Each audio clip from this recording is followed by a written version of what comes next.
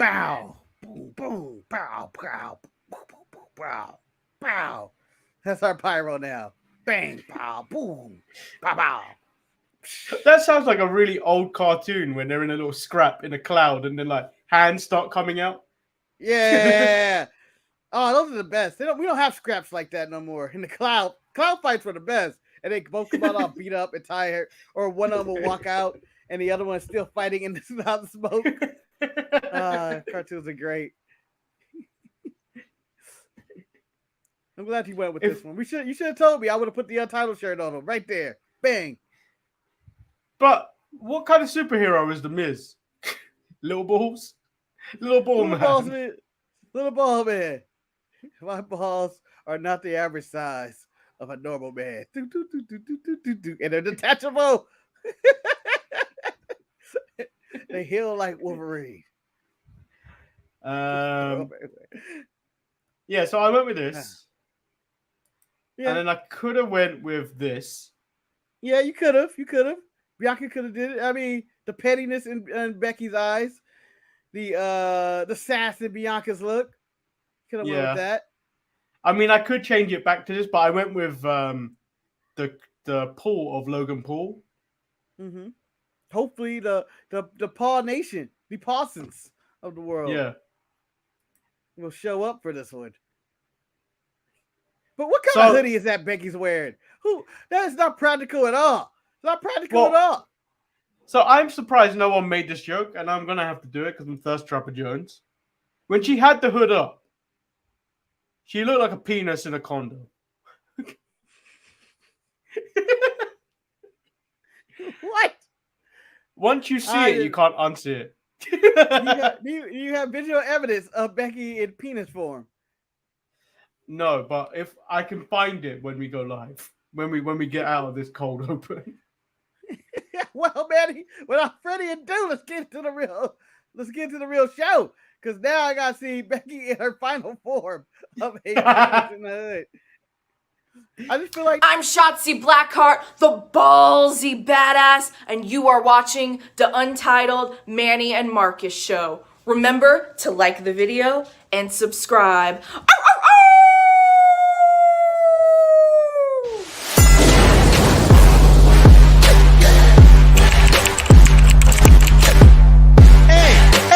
Hey! Oh! Check out the Marcus and Manny show. I hate you both right now. You guys are ridiculous.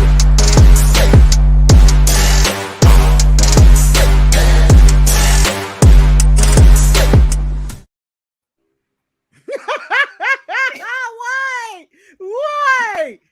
I was not expecting that at all. I said I had a surprise for you, and this is a surprise. I was not expecting that. This, of course, is the thumbnail for an episode of Roy's Retro that's coming out the first week of August. So stay tuned to that because it was a joy. Drama. That is drama coming up right there. Like you see it in the image of her, like, oh no! And talking like, do it! And I was like, oh my god, I'm about to jump a dick off on national television. This is the pinnacle of TV right here. The pinnacle. I'm Lord Manny Hayes. He is Marcus the Grand Finale. And you were watching the Untitled Manny and Marcus show. And right off the gate, I've got the image. Oh, okay. Penis. Maybe. It's not as translucent as a real condom. She doesn't need to be translucent. She looks like a Klansman on Fashion Week. Like, oh no, you're really treating it up. It's the new generation. We're kind of inclusive. So how are you now, doing today, Marcus? Be woke, Klux Klan. Be amazing. Oh, I'm amazing. I'm fantastic. Now that I know that that even I can be a part of woke Ku Klux Klan. Like, oh, they're accepting everybody. What is this? It's them boys. It's them boys, Lord Manny Hayes and Marcus. Yes. back once again to provide you with another exhilarating, pulse-throbbing, and irrelevant episodes of the Untitled Manny. Well, this may be the first time people are seeing us since Thursday because someone, naming no name, decided to play Hot, Hot, Hot. And then, for some reason, the Saturday show is no longer visible in the UK. I told you guys that song needs to be banned. You guys are the United Kingdom. The United Kingdom. We cannot divide you with songs that's so divisive as the song Hot, Hot, Hot. And I hope I don't say it too much to get this episode banned. God, Well, I feel like we're the only thing on YouTube that gets copyright strikes. I feel like we're the only ones. We're an easy target. Yeah, but at least when we played My Boy, that's my son. That's my son. We got a copyright claim, but they never took the video down. Yeah, hold on, Manny. I just realized something. We're starting the show off wrong. Excuse me. Let me start the show off correctly. I'm gonna take off my glasses, and I am going to talk about all the charity work I have done. Oh, okay. I have been promoted. I've been promoted. I've been promoted to the Sharpshooters Global Ambassador. And I'm going to let everybody know that each week we do as much charity as we can. You know, when there's a guy outside of my local liquor store, I get him $1 every now and then. And the kids that play outside my window, I don't yell and stop them until I really get mad. So I recycle. That's not charity. I recycle. It is charity. It is charity because I can fight them all. I can fight them all. You know my temper, Manny. I can go out there and do some real good child abuse. Or I'm saying myself, I recycle every day. You know, I throw the trash out, and you know, I think we're just generally good people. We're just good people. Now let's start the show. Welcome to the Untitled Manny and Marcus show. Woo! Excited. Okay, Titus O'Neill. Jesus. Thank you. What was that? What was that? How do we start wrong with that? I saw him in the ring and I thought, oh no, who done died? I didn't think that when he was in the ring. I was like, why? He better not be making a wrestling comeback. Yeah, and then I was like, all right, now Theory's going to attack him now, right? Or Seth Rollins coming to attack him, right? Or Gable and Otis are coming to get theirs, right? Or the Usos or something. Nah, he said it. Raw started, got an intro. Then the show began with Becky Lynch. And I go, wait a minute. He just can't get away with that. Yeah, exactly. How did you feel about that? The propaganda start. Yeah, I didn't like the Raw speech. I really didn't like it.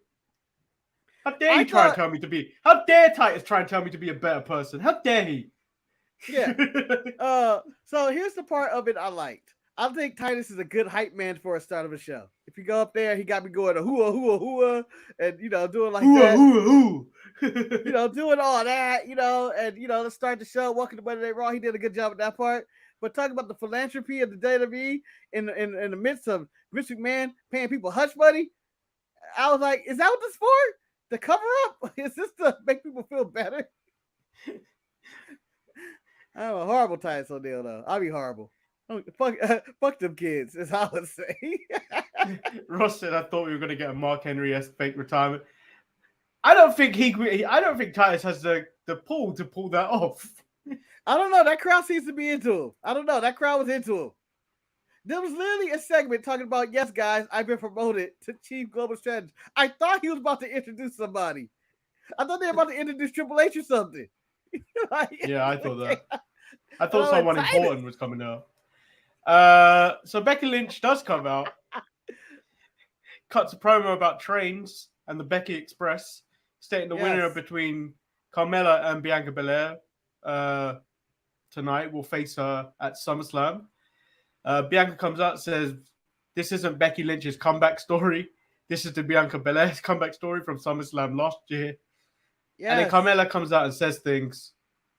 What Yeah. That's all.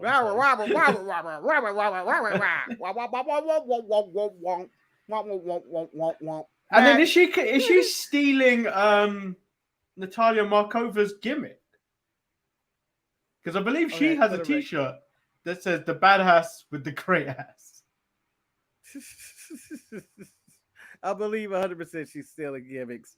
She's at the point where it doesn't matter. It doesn't matter. And the fact that she said that out there, and I was like, nah. On a scale of WWE asses, I believe you're not in the top 5 or 10. You're not in the top 10, Carmella. You're not in the top 10. I believe the great ass. And we can go to our good old friend JR for analyst. My God. My God, that was a great ass. But these two that ass is a family, damn it.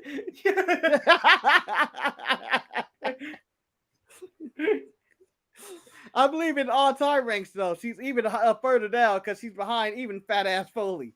As we like to, I believe she's below Sonny Kiss. She's below Sonny Kiss. Yeah. Oh, yeah. Sonny Kiss got a way better ass. Biggie's got cheeks. Yep. And now the show's taking an interesting turn. Bianca Belair versus Carmella. Bianca was showing thigh. I mean, the match was fine. That was it. Yeah, she decided to wear booty shorts today for whatever reason. Bianca was like, "Not wearing booty shorts today." Okay, why? Anyway, this is the best match between Carmella and Bianca. And as they were wrestling, I was going like, we're completely in SummerSlam of last year's storyline. This is long-term storytelling, people. Long-term storytelling. As in Bianca's redemption for her 26 seconds. Becky has been healed for about a year. And Carmella was in there too. She was involved in this somehow too. And when she was thrown into the stairs by Becky Lynch 1 year ago and just announced irrelevant and not even a participant in the world of professional wrestling. I thought it was a good match, though. Good match. And Becky on the Bex Express at the Big Time Station. I'm all for her going full train analogies for the rest of her career. Even if it's Thomas the Train. I want a Thomas the Train, Becky Lynch crossover. Stop calling him Thomas the Train. It's Thomas the Tank Engine. No, he's Thomas the Train. No one called him Tank Engine. He was Thomas the Freight Train in America. He was never known as Thomas the Tank Engine. Don't ruin my Thomas. Ross said if we want to get the views, we should do a top 10 list show. Best asses. And then Billy Gunn would obviously be number 1. Yeah, and then we would be number 2 and 3 tied as in the 2 biggest assholes.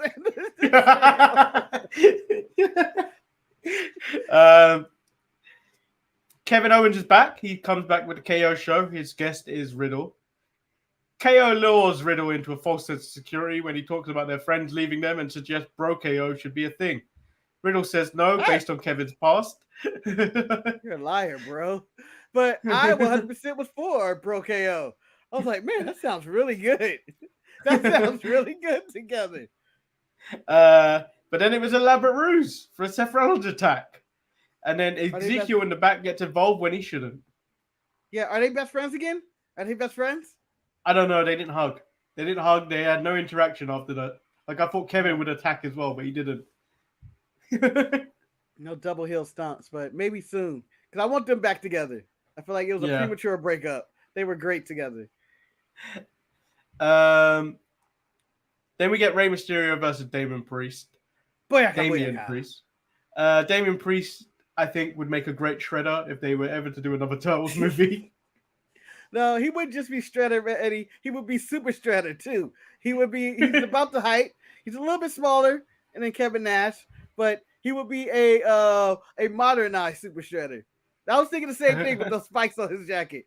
And again, if I'm Edge, I'm done with these vignettes. I'm done. I'm not coming for revenge. I'm bringing my lawyer. They have stolen my music. That is my coat. That is clearly my coat. They have done everything in their power to steal from me, and I refuse to it. I have got cease and desist. That's why Rhea Ripley's really out. And just put cease and desist on Rhea Ripley. That he owns all her trademarks right now. It's ridiculous. They remind Rey Mysterio is holding back Dominic. They replay footage of Edge being killed. This match was pretty decent. Yeah, it was pretty good. And I want to say this. One, Rey Mysterio's come out 2 weeks in a row, guys, ass whooped by the Judgment Day in front of his son. Embarrassing. But two, Damian Priest, the leader of the Judgment Day? He is the longest tenured member of Judgment Day, for what? He is, and he's always the one leading the promos. Yeah. Although Finn led the one in the back, Priest finished the one in the back. So I think Priest might be the new leader of Judgment Day, which might be good. Might be good for him. Yeah, so the Judgment Day say Dominic will join the Judgment Day today or tonight, or they will take Ray's head off. Dominic says he will join if they stop. But Priest says it doesn't work like that and disposes of both of them. Yes. I respected that. I was like, that's real heel shit. Because I was like, I hope he says yes and they still beat his ass anyway.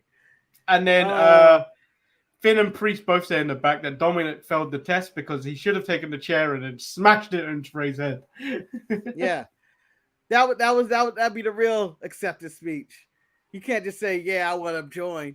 I thought we were this close to getting the Dominic turn. Are we waiting to the 20th anniversary, Manny? Can we get that on the 20th anniversary? The 20th anniversary. It would be so good. It better be. Ross said, did you see the story of Karrion Kross pitch to bring back the Ministry of Darkness before he was featured and endeavored? He probably did, yeah, but I don't think they would ever consider bringing that back without the Undertaker. Yeah, I would fire him for even considering it.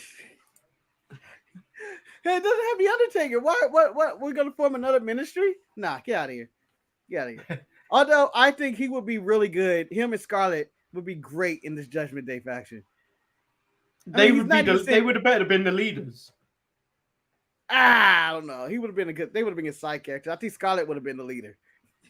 He would have been a good side character. He could just sit there with his arms folded, go in there, do one helmet of his side of helmet or no helmet. Helmet. Very spiky helmet too. Very spiky. As spiky as Priest's jacket. I want 4 helmet and straps. I'm just like, no helmet, for God. For the love of God, no helmet. I mean, if it ever comes up on offer, I'm buying it.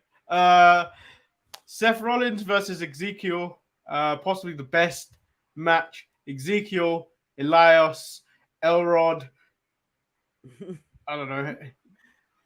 Epstein has ever had.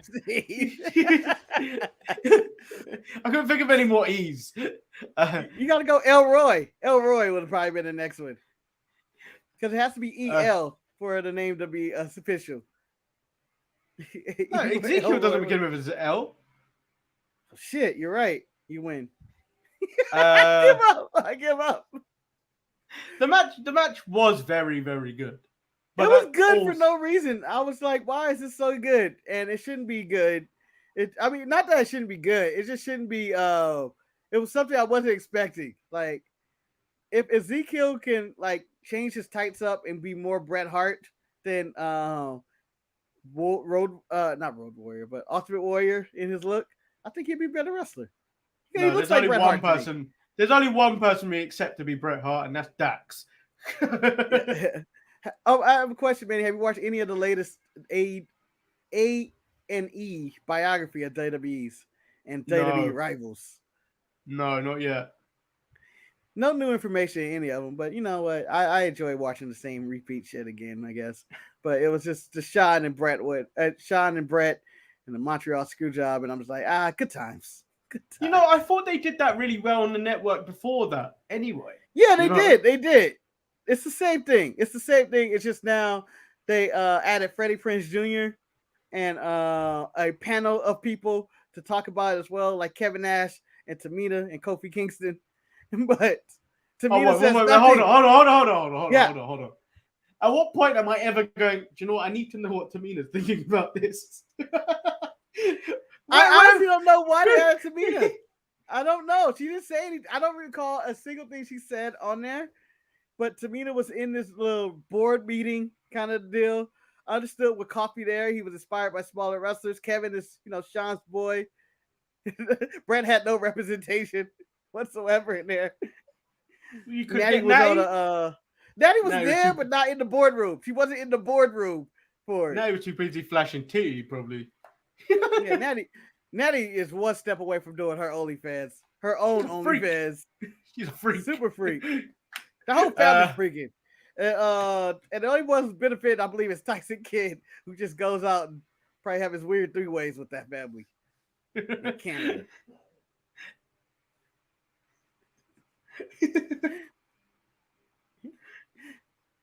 Yeah, Brett's the greatest wrestler of all time. Although she's on the show talking about, I was always a Shawn Michaels fan anyway. I'm like, that cut me deep. That cut me deep, Brett. That cut me deep, bitch. That killed me. Then we get Omos versus Dawkins. The Street Profits claim they're walking out of Nashville Tag Champs, but MVP reminds Dawkins Omos spiked him into the mat last week. Before going out there, the Usos put over Omos and they make their way to the ring for a closer look. Dawkins was taken to Omos before MVP gets Omos DQ'd. Adam Pearce does his best Teddy Long impression and turns this into a tag match. And then this also turns into a DQ finish as the Street Profits are attacked by Jimmy and Jey Uso. Yeah, there's a lot to transcribe here. Number one, Dawkins and Omos in a match ready. Never thought I would ever see this. I'm honest to God, think that Vince McMahon's in the back going, you guys sure you want to do this? Dawkins and Omos. This is not going to be good. It's not. Hold on. It wasn't that bad. No, it wasn't. But if I was Vince McMahon that day and you showed me the script and I'll say, show me the script, pal. And I'll read it, go through what we doing at the 6 o'clock hour or whatever. Dawkins, Omos. Damn the script. You guys have lost it. You guys have lost your damn mind. Although I was thoroughly entertained, as this is the way, and hopefully this isn't seen as a shot at AEW, but it is kind of. This is the way I wanted Wardlow and Orange Cassidy to go, essentially, in which he had no chance. Montez is cheating. It's not going over well. Nothing was working for Dawkins. Omos looks like a monster. And they're repeatedly put the day Omos stands in front of the tribal chief Roman Reigns or Brock Lesnar, that's going to sell tickets. The way they're booking him. This was very much Kane versus Mankind from 98. Or this was 1993's biggest match. I like to call I don't know if you recall such a street fight that happened in the hood of Los Angeles. Craig versus Debo. That's what this match looked like originally. Get him, Craig. Come on, Craig. Come on now, Craig. And Debo in playing, by Omos and just like everybody. If Omos start coming out of the bicycle like Debo, I will 100% support Omos in the rest of his career. Someone needs to make Debo music their theme music because that music was incredible. With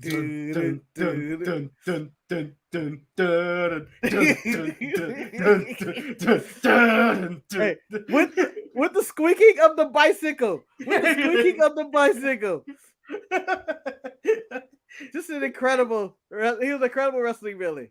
To think that Friday was basically a WrestleMania match, a SummerSlam match between Ice Cube the whole and build, build and everything. Yeah, slow build to the main event, no holds bar. Took him, he was a brick. A little bit of thirst. Got a little blood in there,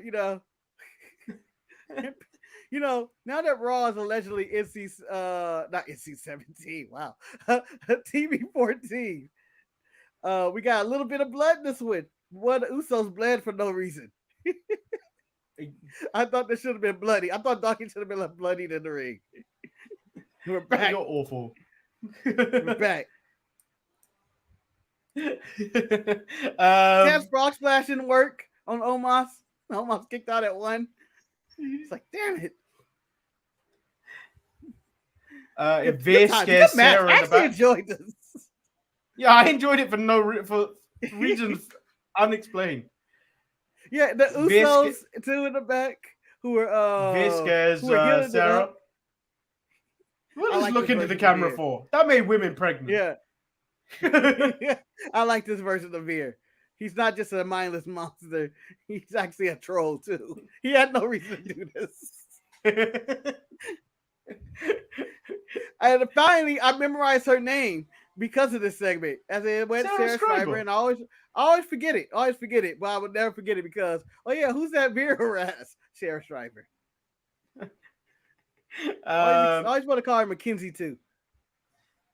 Mackenzie's NXT. Well, I haven't seen her in a few weeks. She was there last week. Theory versus AJ Styles.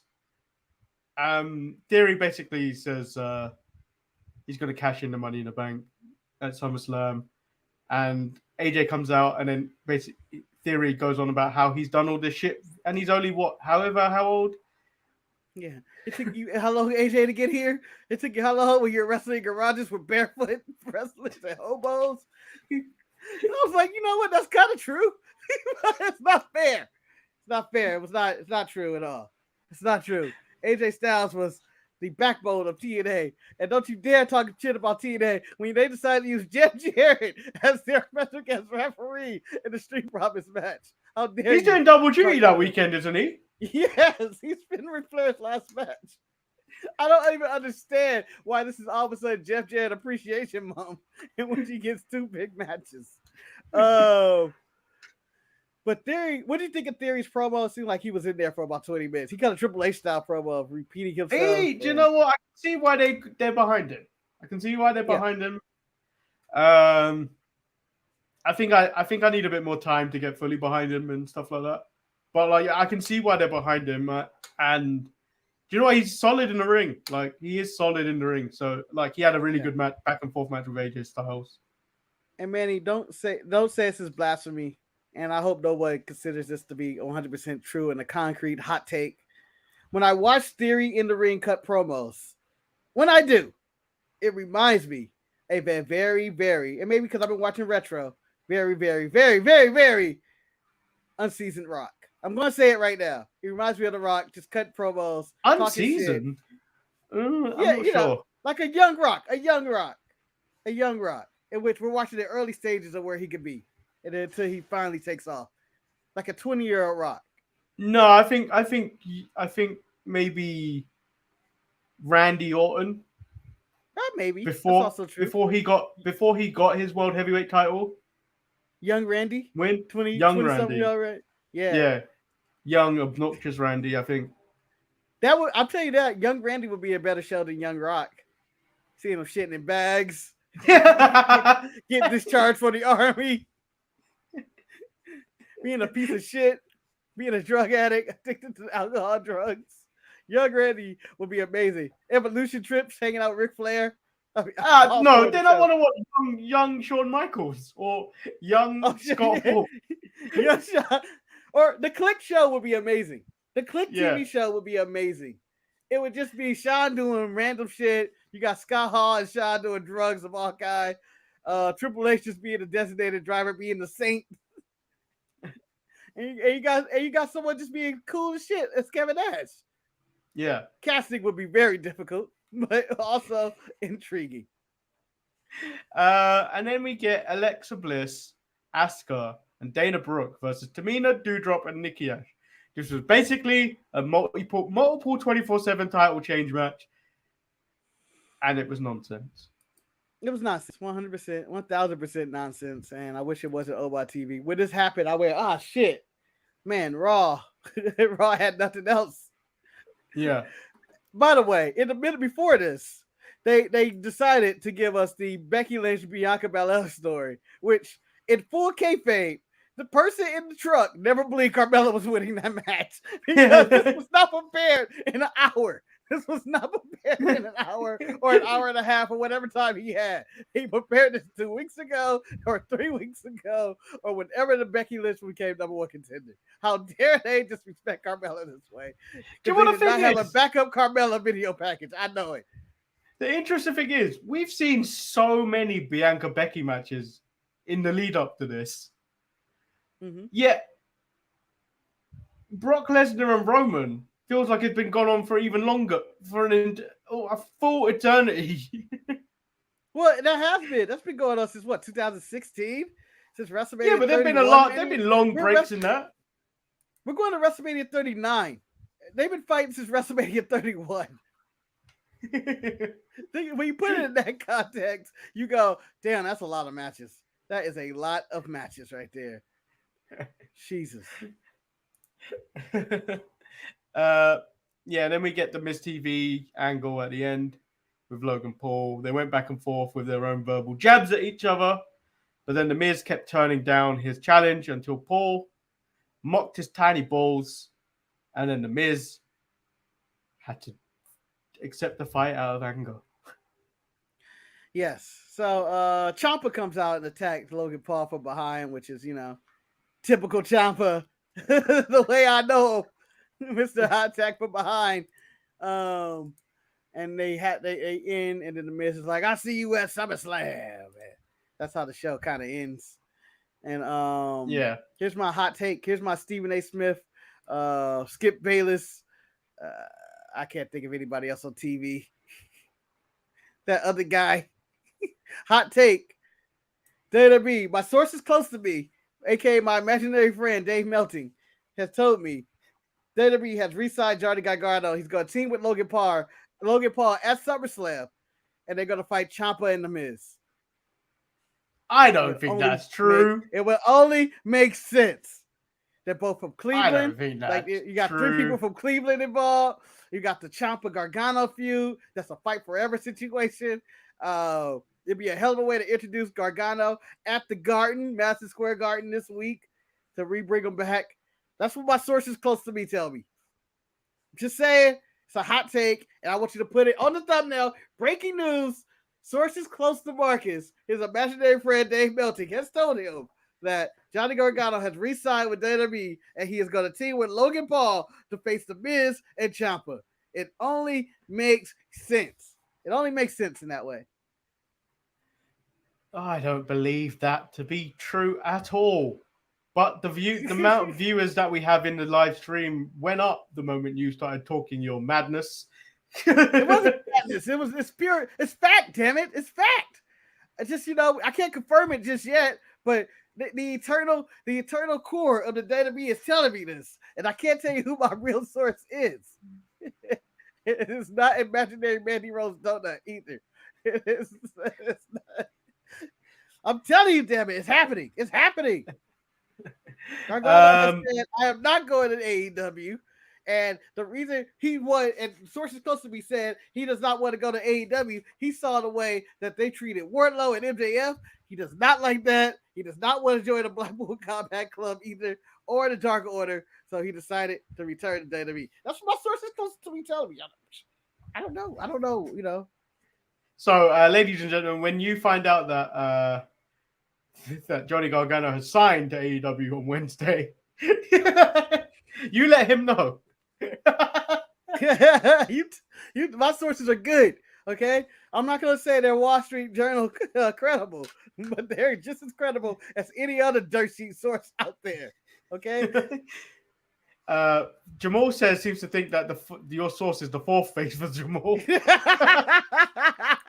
It might be. On a side note, this is gonna be the lowest rate. This is gonna be announced at later today. The lowest rated Raw in the past 5 years or whatever on July or whatever it is, due to the home run going against the home run derby as they always do. And, possibly. And then everybody's gonna be in the uproar. It's like, haha, this is happening. And then on next week's 20-year anniversary of Rey Mysterio, Legends Night as well at the Garden. I'm expecting Psychosis to make a to show up. Fuck Psychosis! I want the juice. I don't think the juice is allowed back in WWE, is he? I don't know. I don't care. I want the juice. I want a beautiful video package. I want the juice. I want tributes from AEW stars such as Chris Jericho and Dean Malenko and stuff like that. I want it all. Instantly. Mexicoo's. I mean, they drive out there in their lawnmowers and they salute Ray in the full racist advertised hotel said, "We do not work in racism." They come out in their lawnmower. Oh yeah, and Super Crazy could come out. So all in all, this episode of Raw wasn't too bad. It was made up of like 2 good matches and then a comedy one. Yeah, I thought the promo work in the show was really good. The match work was pretty good.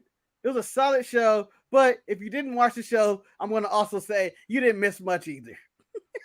It's also one of those. Like, it was a solid one-off. You know, you got good solid promo work, good character work, but you didn't really miss much if you didn't see the show. The next show at Madison Square Garden should be the real show where you hear Vince McMahon's torn up the script 1,700 times, because that's the only time he cares about Raw. If he tear up the script, and the Tribal Chief will be in the Garden, which is, you know, it's an important show if he shows up for all of 2 minutes, and then he'll go back and then not be on the show anymore. Yeah, something like that. I respect that. Hey, he has championship obligations, Manny. Championship obligations. Doing what? He's doing no charity work. You don't know what he's doing behind the scenes. You don't know. I do. Nothing. That's what he's doing. That's true also. So that is the actual end of the show. We actually haven't got shit. Oh wow. 36 minutes. I feel like we covered a lot. I feel like we skipped over some stuff. But then again, that's how Raw was when they decided to give us 30 video package where every promo was cut to the footage. Cut to the footage. Let me show them.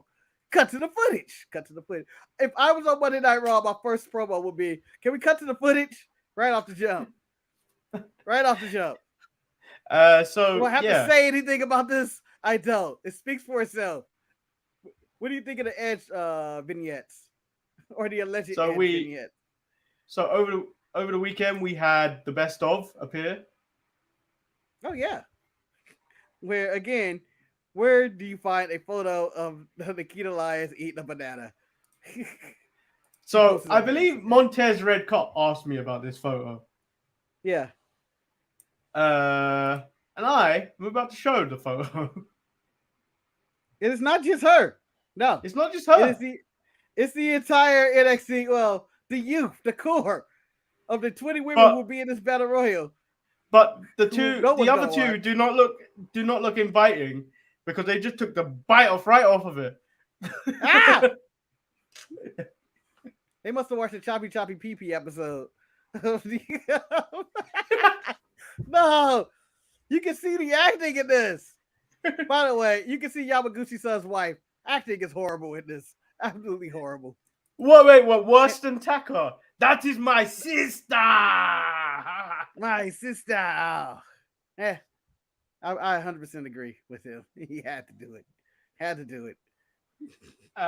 Tune in tomorrow, same time, same place for ETE with Marcus and Jamal in the chat as they go and talk about, I don't know what they're talking about tomorrow. Well, the NWA tournament, the Chase, the King of the Coliseum from NLW. You also have G1 that's officially kicked off over the weekend. So plenty to talk about. Plenty. You know why? Because we cover everything. We also probably got to cover some of, basically, sponsoring. Jamal did the history of the G1 on his podcast. Go talk to him about that a little bit. We got a lot. We have the show could be go over 2 hours tomorrow, so stay tuned for that. Make sure you stay hydrated.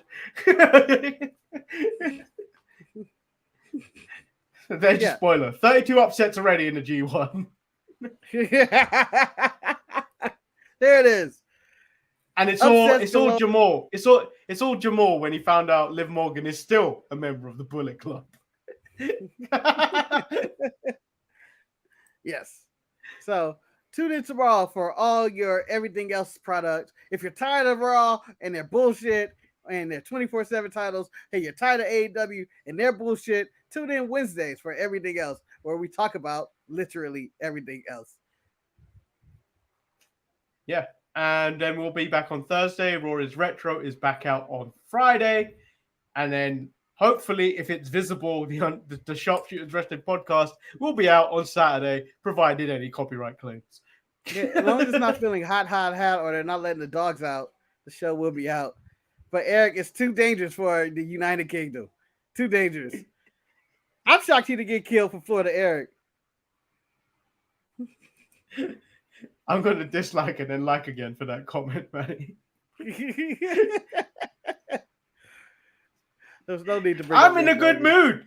I'm in a good mood. Mr. Best of delivered again. You're melting. You're not in a good mood. You're melting. You're in the Satan's asshole. Yeah, that's true. The back of my knee is currently sweating right now. Yeah. You're like the end of Frosty the Snowman, where he just dies. I'm like, oh, this is dark. I want floods. I'll be back next year. I'm saying now, I want a flood. Minnie opened his window. Oh no, not like this! No, not like this. Oh, please let it rain. London Bridge is gone. London Bridge is gone. It's fallen down. It's fallen down. Not again. Yeah, so we'll be back when we're back. Peace.